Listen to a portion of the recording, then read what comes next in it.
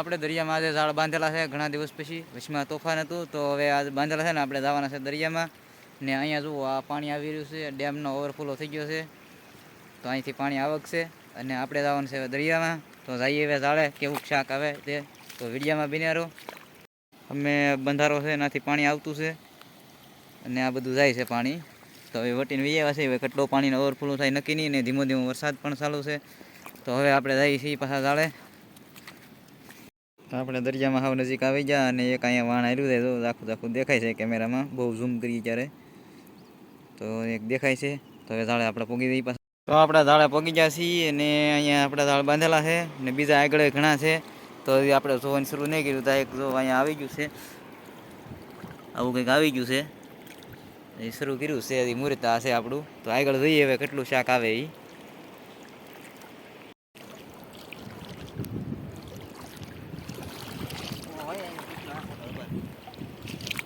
આ વખત કેટલા આવ્યા છે હેવી, તો લીંગા ફાડે છે યાર, થોડી જાય તો એને કાઢી લઈએ પેલા.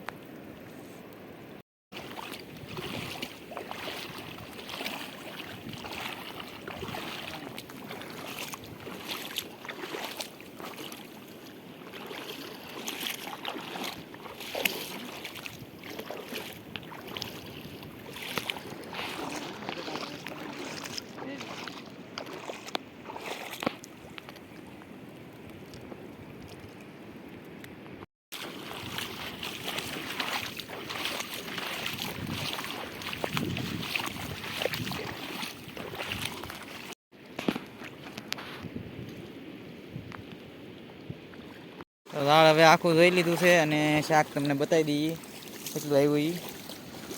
તો કેમેરા કરીને દેખાય છે, એક બે વિશા છે અને ક્રિસ્ટા છે પણ અંદર તળીએ છે. તો હવે પાછા આપણે બીજા શાળામાં બાકી છે જોવાના, ત્યાં જઈએ હવે કેટલું આવે એ. તો અહીંયા નજીકમાં આવી ગયું ઝાડ, ના જવું છે હવે, ને પાણી ફેર્યું છે તો જઈએ ઝાડે હવે. આખી ઝાડ પૂરી થવા આવી ગઈ, કાંઈ નથી એવું, એક ખાલી આવ્યું છે માછલું ખાલી નાખે છે એમાંથી. હવે એ આપણે કાંઠે રહીને ત્યારે તમને દેખાડવાનું છે શું હતું એ.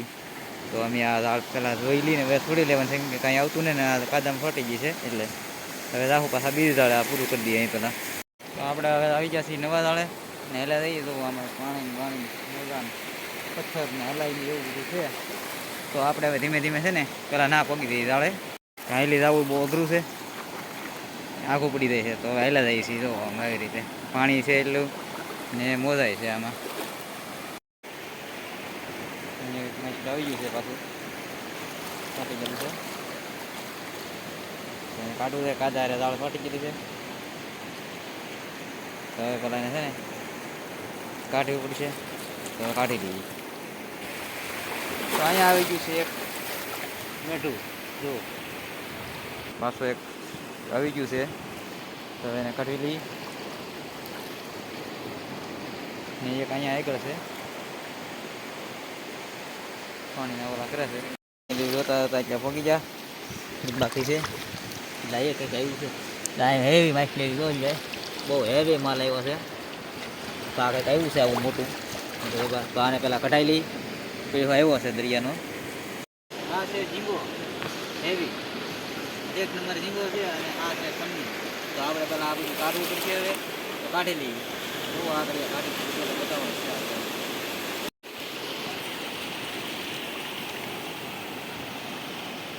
આવી ગયો છે ખાકો,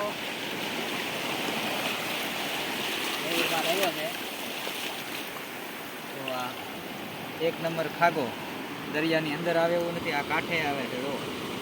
તો આવી ગયો છે ખાગો.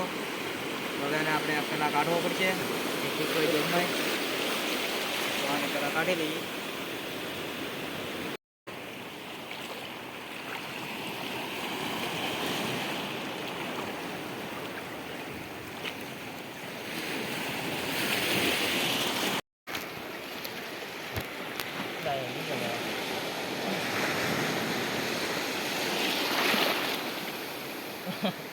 તાકાત તો કરે કેટલી તાકાત કરે, હાથ ભાઈ લે